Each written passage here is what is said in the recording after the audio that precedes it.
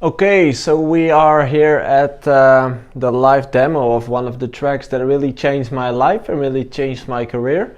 So that actually is the proof that one track can change a lot, and that every track could be that possible track, you know. So to me, that track was a collaboration with Kill the Boss, because it came out in early 2013. We finished it in 2012.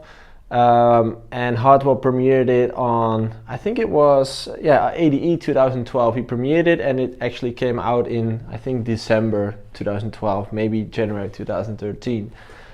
But the fact is that that track really boosted my career, really gave me a lot of attention at that moment, and got me a lot of gigs and a lot of more opportunities actually. So that's why I picked this track to show you guys, to see you how we worked, what we used, what we did to come to the production and to the final track. And maybe I'll have some funny backstories behind it too. Just to start off, you know, the vocal that is on this track is actually written on another demo, because we finished the first draft, like from, actually now it's another track, but we finished the first draft of a track.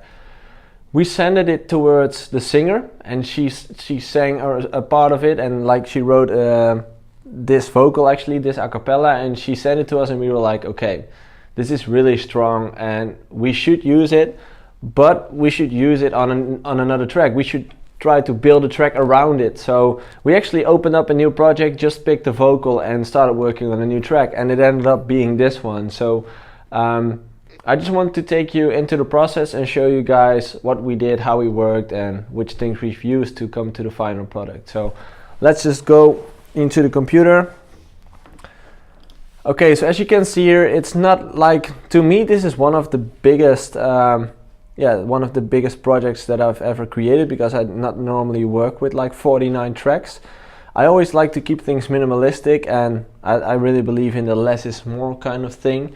So this is one of the biggest projects, and there's a lot of VSTs as well, a lot of layering going on.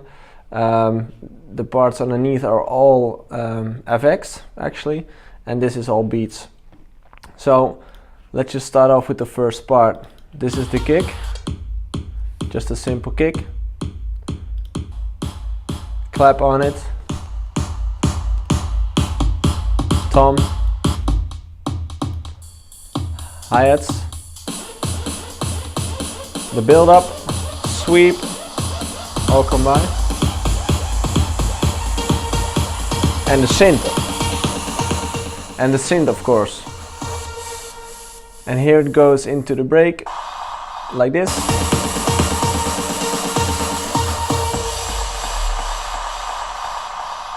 And here we got the vocal.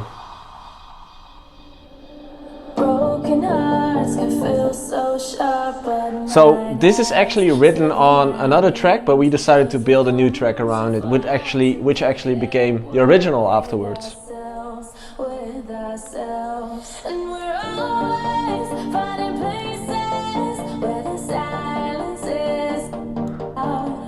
Unfortunately, not every track is working as I see, because I just deleted a few. I see this is Nexus, and I don't have all the packs anymore, so that's why it's not working.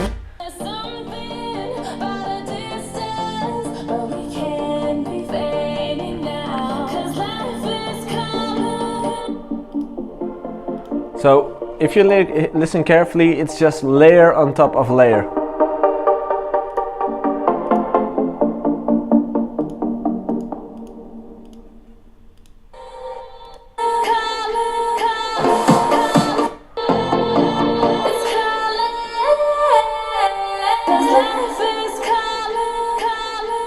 Here we loop the vocal, because we're gonna go into the build-up. Added a sweep and a few snares as well, just audio based.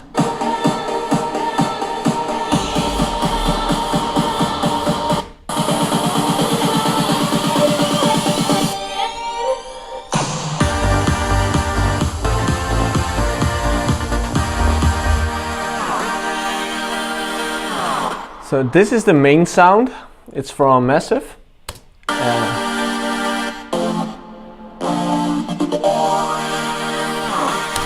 As you can see, we've tuned quite a bit here. We've tuned a lot of things in the massive.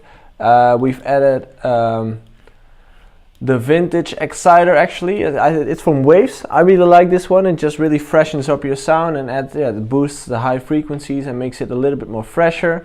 Here's the sidekick. It's the sidechain plugin. I think that's the beta version, by the way. So this didn't came out on the market, but it's the same thing. We use this one. It's from Waves as well. It's the CLA vocals. I like this one because it has all you need in just one plugin. Sometimes it just tears the sound apart, and in this case it really helped, so that's why we use it. And just the Logic equalizer, as you can see. And we've sent it to a bus which go to the main synth. So this is the bus where all the synths, all the layers go to, and all combined we could have treated them all together, like you see here with the CLA2A and the center. So let's continue with the main sound.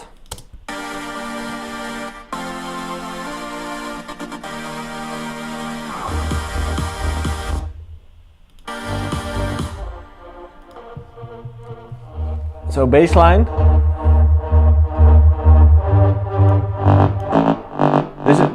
This one takes up the note. This is the sub. And this is just a small pad on top of it, like a blanket actually.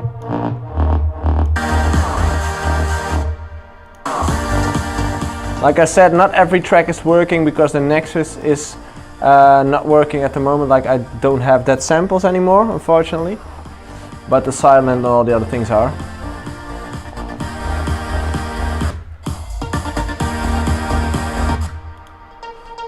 Here's another part. We put this in, and as you can see here, it's made to come up. This one as well. It's just a rhythmic kind of thing.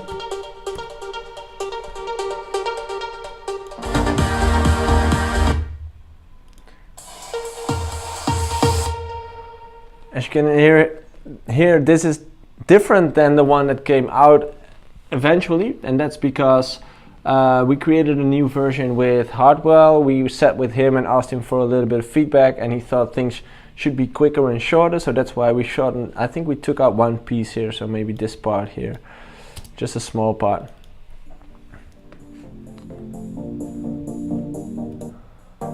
And the vocal again.